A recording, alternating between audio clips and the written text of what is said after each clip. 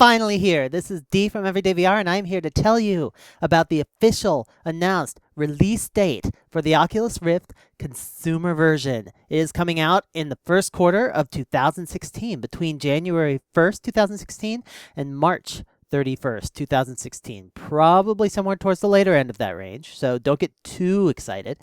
And it first came out actually in an IGN article. We believe that they probably jumped an embargo in publishing that. And after that, it came out on Twitter from Nate Mitchell, who is the co-founder and VP of product at Oculus. And Nate Mitchell went on to do a little conference in New York about it. And it was announced on the official Oculus Rift blog and the official Oculus Twitter. And this is there's so much amazing stuff to talk about with regard to this. So first of all, there's a release date. What does that mean? That means, first of all, developers are going to be able to come up with big, expensive projects, and they'll be able to say to their management, we have a release date here. This thing's going out to lots of consumers in Q1 2016. They can make a roadmap. They can make a release schedule. They can plan everything out, and they can commit big money knowing that they have that release schedule in hand. And that's a big, big deal because it means we're going to get more high-quality, big-budget content. It's also a big deal from a consumer perspective because it means that gamers are going to be able to start planning out when they're going to upgrade their systems next, what kind of hardware they're going to buy for it. Everybody can start just getting ready and planning and being there when the Rift launches. So I'm going to go ahead and read the official Oculus blog entry, which has some very interesting tidbits in it. But there's a lot of news still to come on this topic in the coming weeks. So here it is, Oculus VR blog. First look at the Rift shipping Q1 2016. I'm going to read it all. I don't care. It's not that long, and there's lots of good stuff. So this was released at 5 a.m. PDT just a few hours ago, and it says, since the earliest days of the Oculus Kickstarter, the Rift has been shaped by gamers, backers, developers, and enthusiasts around the world. Today, we're incredibly excited to announce that the Oculus Rift will be shipping to consumers in first quarter 2016 with pre-orders later this year. The Rift delivers on the dream of consumer VR with compelling content, a full ecosystem, and a fully integrated hardware/software tech stack designed specifically for virtual reality. It's a system designed by a team of extremely passionate gamers, developers, and engineers to reimagine what gaming could be. This is the official render of the product design for the Oculus Rift consumer version. There are actually 4K versions of this render that I'm going to link in the description. And it's you can't really see a lot based on this. It's very similar to the DK2 or to Crescent Bay. The earphones are a lot more obvious. There are some other changes, but this gives you a very, very good idea of what CV1 is going to look like. If you hear me say CV1, that's what the community uses to refer to the consumer version. It stands for Consumer Version 1. The Oculus Rift builds on the presence, immersion, and comfort of the Crescent Bay prototype with an improved tracking system that supports both seated and standing experiences, as well as a highly refined industrial design and updated ergonomics for a more natural fit. So you can get a good look at the lenses in this photo. I want to talk about this last passage. They say that it supports both seated and standing experiences. This is a big deal because in the past, although they have demoed standing experiences on the Rift and they know that people are developing and using standing experiences on the Rift, like the Half-Life 2 VR mod, they never officially supported it. They always said in all of their sound bites and all of their interviews, the Oculus Rift is a seated experience. Use it when you're sitting. Don't stand. You might kill yourself. That's boring. Let's face it, VR is more immersive when you're in a standing VR experience. That's not always true. I mean, there are cockpit games like Elite Dangerous where sitting is nice, and it lines up with your avatar in the game. But in a game where you're walking around or where you're exploring an environment and standing and looking around, standing VR offers a lot more immersion, and it's very exciting that they're officially supporting this. This is a big change in their position. Not to mention, just the new design. Like there's some interesting things going on. There's a switch on the bottom. I'm not sure exactly what it does. The headphones, they say that the headphones are developed from the ground up for virtual reality, so they're going to be very good for binaural sound. um, and you can get a look at the lenses. They look very similar to the Crescent Bay lenses, maybe a little bit larger. So I anticipate that they're going to be very high quality, and they say it improves it has an improved tracking system compared to the Crescent Bay prototype, and that's a big deal because the Crescent Bay prototype's tracking was already pretty amazing. It was very rare to lose tracking in that system, even briefly, and so this suggests they might be able to do it at a longer distance. They might have a wider field of view. We don't really know yet, but improving further on that prototype is pretty amazing. Next, in the weeks ahead, we'll be revealing the details around hardware, software, input, and many of our unannounced made-for VR games and experiences coming to the Rift. Next week, we'll share more of the technical specifications here on the Oculus blog. So, technical specs are coming next week. I anticipate they're going to be pretty similar to the Crescent Bay, maybe a little bit of a higher res screen, but probably not 4K because the hardware to drive that doesn't exist. It's probably going to be 2 displays that could be hardware adjusted for your IPD. The separation between them, there's probably going to be probably going to be a higher refresh rate. I'm guessing it's going to be maybe 85, maybe 90 hertz. Other than that, it's all going to be a big surprise to me. I'm waiting to see those specs and those unannounced games. So we know that all along there have been secret games in development. They have hinted at it. They have made vague suggestions that there are much more titles for the Oculus Rift than you or I know about. And soon we will all know about them. They're going to be officially announced. And who knows who they could be? They could be from any number of large studios that have released your favorite game or my favorite game. They could be coming really soon and saying that they are doing sequels to their popular franchises in VR or doing whole new large budget made for VR experiences. And I just can't wait to see what's going to be coming out and what's going to be available as a launch title on the Oculus Rift consumer version. Virtual reality is going to transform gaming, film, entertainment, communication, and much more. If you're interested in building a next-generation VR game or application, everything you need to start developing for the Rift is available at the Oculus Developer Center. E3 is just around the corner. This is only the beginning. The Oculus team. So, they're obviously paying due respects to all of the applications out here. They started out just talking about games. So at the top, they were like, designed by a team of extremely passionate gamers, been shaped by gamers. There's reimagine what gaming could be. There's a lot of talk about games. So I feel like that's still their focus, but they're giving their respect to all these other application areas. I think a lot of these are going to be super important. I think there's going to be VR workplaces in schools. There's going to be people using VR for telepresence, meeting up in virtual spaces for meetings, for hanging out with friends. So and the new entertainment possibilities like 360 films developed from the ground up for VR. There's a lot of really exciting things going on in the space, and I think they're really embracing all of them here, which is good. And I want to emphasize this part as well. If you have not tried to develop a VR gamer application and you have an Oculus Rift development kit, you should just do it. Like, just do something really basic. Go ahead and check out my video tutorials on the topic. Just search for Baby's First App on my channel, and you can grab the latest version of Unity 5. It has all the features of the professional version. You can use it as long as you don't make $100,000 a year on your game, which you probably don't. And yeah, just start building stuff. There's no reason not to start exploring this and being a creator. So yeah, and E3 is coming, and that's the biggest consumer show in the industry, and I'm sure there are going to be huge announcements. They're probably going to like shoot off fireworks inside the conference and light the place on fire and burn it to the floor. This is going to be a huge show, the hugest new generation show of this whole gaming generation. It's going to be amazing. And I was expecting this announcement to come at E3, but if you look at Palmer Luckey's statements on it, what did he say? What did he say?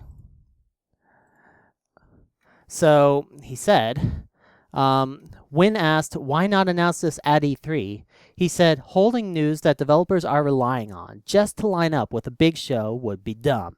We shared this as soon as we could be 100% confident, and we have more news on the way soon. So in short, it was that thing I talked about earlier. They want developers to be able to have confidence in their schedules, their timelines, and they didn't want to delay a single moment, so that developers could get on it as soon as possible and start building their big experiences. And they were probably also forced their hand a little bit by that embargo break by IGN. So a little more about what Palmer has said so far today. Where is the microphone? So we know that the Oculus Rift consumer version has a microphone. That's been announced before, and that's very important for VR social applications, everyone having the same microphone in the same location, so you get consistent volume levels and consistent 3D spatial sound. And he was extremely vague about that. He says it's hidden in the best place. So we can't see it in the renders. It's hidden somewhere. When input was mentioned, he says, input is my pet project. Very vague. Once again, no announcements at this time, but he seems to be paying a lot of attention to it. And it seems like, I don't know. I don't know if, like, ideally I want to see some kind of hand tracking, some kind of basic motion control input in the box with the Oculus Rift, like Morpheus is practically requiring is practically requiring the PlayStation Move for hand tracking in order to use their device. And of course the HTC Vive is requiring is designed to be used together with the Lighthouse controllers, which are handheld. So is Oculus going to have hand tracking as well? I hope they will, but it's so late to announce that after now and have developers still pick it up and use it, but I feel like they almost have to. So I'm very curious what they're going to do with that and how it's going to work. If it's going to use the same kind of tracking as the headset, which would be the most intuitive thing to do and would enable them to be tracked in the same coordinate system to reduce things like drift, or if they're going to do something totally separate and different. I don't know. When asked what changed about, so at some point he said May is not going to be a special month, and it turned out that they could announce it in May. So yeah. When asked if the improved positional tracking was compared to DK2 or Crystal or Crescent Bay, and it's Crescent Bay. So the tracking is improved not only compared to the developer kit, but compared to the Crescent Bay prototype that they've been showing. So they have made further refinements upon Crescent Bay. The headphones will be removable. I know all you guys are thinking this. There are a bunch of you who have your fancy headphones and you want to be able to use it with your Rift. That's fine. You can do it. They made, I think we're all going to find out that the audio in the Rift is, if not the best in the world, at least good enough for VR for all practical purposes. And I think very few of you are going to bother replacing the audio on your Rift once you find out how good it is. And as for the pics, so a lot of people are like comparing this to renders of like Project Morpheus and saying it's kind of boring. I'm actually going to bring up those renders. Yeah, so if we check it out, it's like this is a very stark design. It's all black. It's a very simple form. There's no like graceful giant curves that make it look like something out of like some sci-fi movie. This is very pragmatic, very functional, and I think it's justified because the way they describe it is they want it to be a focus on the content, and the HMD just gets out of the way so you can enjoy the content. And I think that's absolutely the right perspective. You don't want to see somebody using the Rift and say they look ridiculous and you're not going to put that thing on your head. You want to see them using it and being excited, and you're like, hey, what are you looking at? I want to see that. So focus on the content, I think, is absolutely the right way to go. This is the 4K render. You can see all the details here. They've got some kind of space reflected in the lenses in this render. You can see this kind of webbing on the interior material. So this is very detailed. And they've got the switch over here. So they've definitely... It looks soft and comfortable. It looks ergonomic. It doesn't look like a bulky or awkward or... It doesn't look like a dev kit anymore, but it also looks very functional, and I like that approach a lot. Anyway, so pre-orders later this year. When are they going to come? I don't know. They haven't announced it yet. What is the price going to be? How much are you going to have to pay for it? I don't know. It's most likely, I think, going to be around the same level as DK2 in the like $350 range. I would be very surprised if they went above that, even if like they might put a second camera in the box, they might put hand tracking in the box. That might increase the cost of production a little bit, but all along, Oculus has said they want to sell the Rift at cost or near cost. So I anticipate we're going to see a price that's as low as possible, basically the cost of production for the unit. And I think they're at the volume, at the scale of production that they're going to be doing it. I think that they're going to be able to turn out a pretty low consumer price. Honestly, you need to be worrying about the cost of your hardware more than the cost of the Rift, because I don't think you're going to need a real beast machine to drive it, but you are going to need a relatively recent high-end GPU, not like top of the line, but high-end. And ideally, I think you should really wait until it's shortly before the Rift ships to do your upgrade, because then you're going to get the best possible price for whatever card you buy. As well as having access to the next generation, which will almost certainly have features oriented around VR. For example, VR SLI, which NVIDIA has talked about several times, where you'll be able to drive one eye from each of your two cards.